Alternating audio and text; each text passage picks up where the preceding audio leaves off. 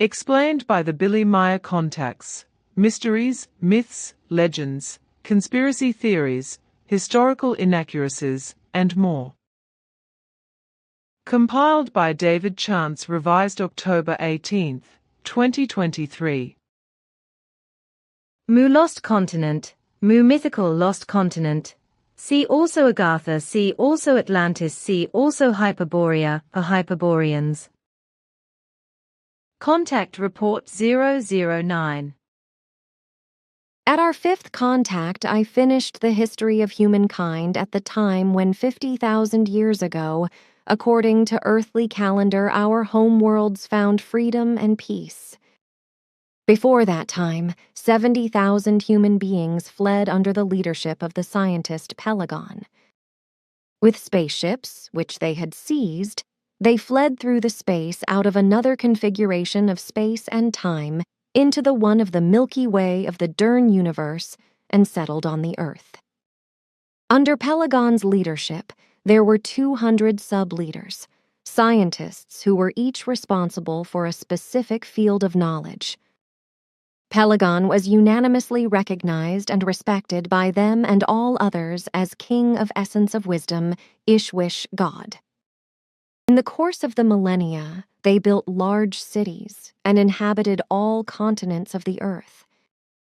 Unfortunately, this only went well for barely 10,000 years before lust for might regained the upper hand and a deadly war raged over the world. Everything without residue was destroyed, and only a few thousand human beings were able to survive, while others fled again into the outer space and into the old space-time configuration and settled on distant worlds. For the next 7,000 years, the Earth was no longer flown to, during which time those who stayed behind became completely wild and degenerated. After that, the descendants of those who had settled on distant worlds returned. Again, they were led by an Ishwish. Under such a kind of Ishwish command, the distant descendants later built Atlantis and Mu, two huge cities on two different continents. For thousands of years, they lived in complete friendship and in peace, until some scientists again succumbed to the greed for might and wanted to seize the rule. However, having become tired of the constant wars, the peoples rose against them. Hence they seized spacecrafts and fled into the outer space, according to earthly calendar about 15,000 years ago. For 2 millennia, they and their descendants lived in a neighboring solar system. 2 millennia during which they had become very evil and were only able to uphold a certain regulation under the strictest discipline. Through mutations and researches, they achieved a very long lifespan, which amounted to more than 3,000 years. Obsessed with imperiousness, they left their world about 13,500 Earth years ago and came back to the Earth. Their supreme leader was the scientist Eris, who was also called the Barbarian. As already Ishwish Pelagon, nearly 190,000 years ago, he also had 200 leaders or sub-leaders who were each responsible for a specific field of knowledge. They settled in 2 parts in the far north and in today's America, Florida, whereby they constantly forged ahead to Atlantis and Mu in order to invade them with war. And only a few millennia after their renewed requisitioning of the Earth, they succeeded in completely destroying Mu and Atlantis. Contact Report 055. Great Atlantis was destroyed and sank into the sea through war feuds with the inhabitants of Mu, which lay in the Chinese Gobi Desert. But Mu was also destroyed and ceased to exist, leaving only the underground city of Agartha. Mu had been a land, and likewise the capital. Mu was a country like any other. However, the city on the surface and the underground city of Agartha, each ruled by a man and a woman, were created by extraterrestrials. Neither the country nor the cities were of special importance, except that they had been built and inhabited by extraterrestrials from the Lyra system and also destroyed again. Contact Report 060. As I already explained at an earlier point in time, Atlantis and Mu destroyed one another. The return of the descendants of the former fugitives happened again under the leadership of a god, under whose rule Mu as well as Greater Atlantis and Lesser Atlantis were built. At that time, Greater Atlantis and Mu were the two most gigantic cities which had ever been built on the Earth, and for the sake of peace, they were built on two different continents. Again, a high culture was built up, and everything began to blossom. However, the form in which Greater Atlantis and Mu were destroyed was of such intrigues and full of horror that, in the history of the human beings of the Earth, it will probably never be paralleled. The intriguers stirred up malicious machinations between the Atlanteans and the citizens of Mu, which led to mutual actions of war. Between both arose malicious hatred and the will to destroy. Mu, which was in the Gobi Desert, feuded with Greater Atlantis, which was built in the Great Island Kingdom between present-day Africa and America, before it sank in the Atlantic due to the greatest earthly war catastrophe of all past and probably also future times, leaving behind only a few small islands, which today you call the Azores. At their time, the war powers of Mu and Atlantis were of horrendous might and size and equipped with the highest technological achievements. So, Greater Atlantis alone had at its disposal an army of 4.83,430,000 men, which was equipped with small combat beam ships. To this tremendous might, Mu was inferior, which, however, did not make it less dangerous for the Greater Atlanteans, because the Mu scientists had likewise developed very dangerous weapons, which in many ways were even more dangerous and more destructive than everything of the Atlanteans altogether.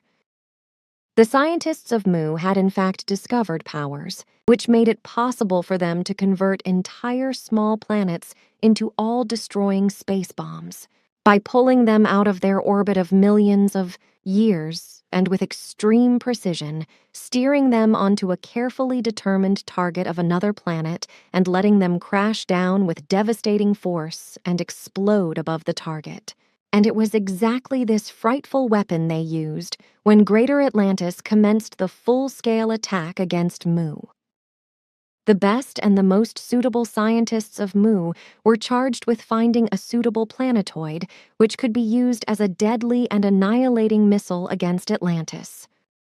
Thus, they flew with their ships out into space and found in the asteroid belt, outside of the Mars orbit, an object suitable for their purpose.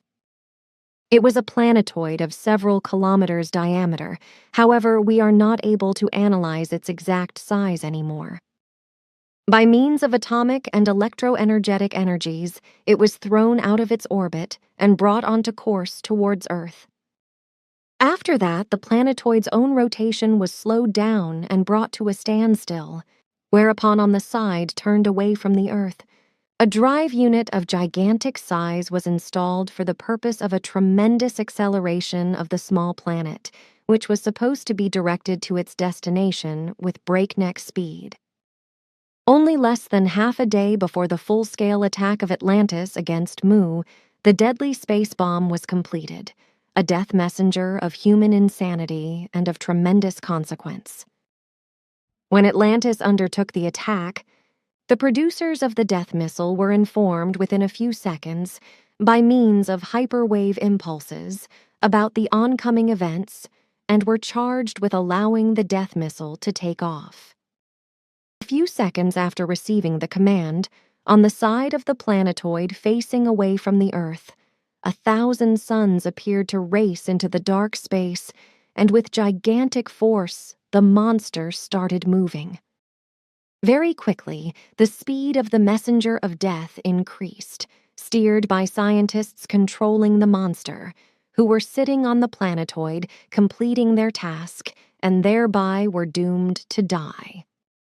In the meantime, on the Earth, the Atlanteans eliminated the city of Mu and leveled it. Whoever had not fled into the satellite cities thousands of meters deep underground or into space perished in the totally eliminating rays of the Atlanteans, and nothing bore witness any more to their former existence. The victorious Atlanteans, however, returned to their gigantic island kingdom and celebrated their victory achieved over Mu in a true delirium of joy.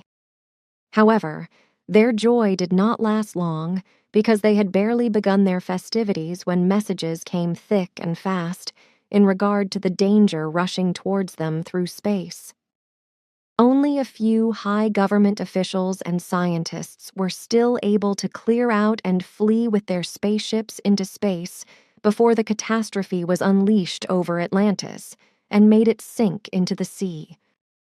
This is how the event with Atlantis and Mu unfolded about 9,500 years before today's calendar. Fantastic. But from where do you have this knowledge? It was handed down to us. Phenomenal.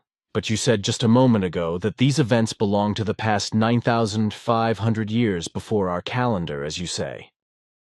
Is this date exact? Certainly, up to 2 years exactly. Calculated back, it is exactly 9,498 years before the start of the current calendar. If you go from the year 2000, then it is exactly 11,498 years. Contact Report 061. These events took place from today, calculated 11,474 years ago. Please tell us in turn from that time on, since Mu and Atlantis were destroyed, that is to say from the year 9498 BC. Atlantis was destroyed by Mu scientists, as I explained to you recently. This was 9498 years ago BC, as you yourself have just correctly noticed. This was the first major catastrophe of the last 10,000 Earth years BC. Contact Report 070. Contact Report 703. For 700 years the Earth was simply avoided, before the descendants of the fugitives set out again to populate the beautiful blue world again. These new arrivals, or the distant descendants of those who had left the Earth earlier, were on the one hand not Titans, but human beings of smaller dimensions, but they too were not exactly of a peaceful nature, but nevertheless no longer as warlike as their ancestors. This was 133,000 Earth years ago, according to your current chronology. The returnees were led by an Jeshwish with the name Atlant, married to an Jeshwish named Caryatide.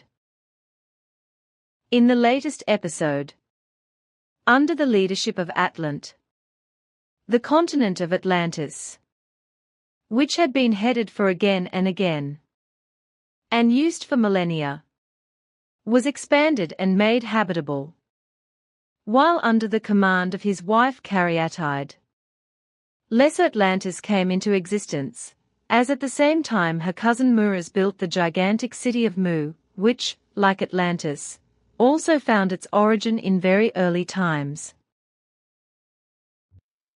Named after Aruz II, the India of today was at that time called Aryan, which, however, split off from Hyperborea after a few centuries. After 210 years, to be exact, and joined with the inhabitants of Mu and Agartha, while from Hyperborea, Aruz I constantly troubled Mu and Greater Atlantis by wicked war activities, in order to become their ruler.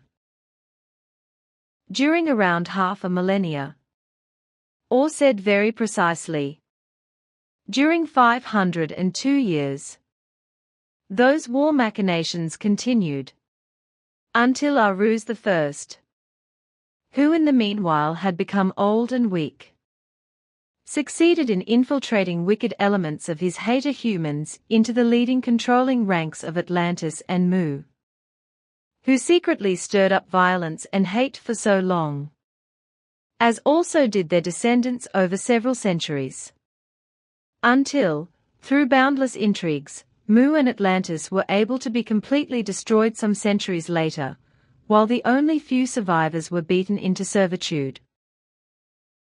Contact Report 150 Destruction of the continent of Atlantis, as a result of a war feud with Mu, whereby Mu scientists directed a minor planet Adonis equals the ugly, as opposed to Adonis equals the beautiful, from the asteroid belt and steered it towards the Earth and onto Atlantis, causing it to sink into the sea and triggering a flood.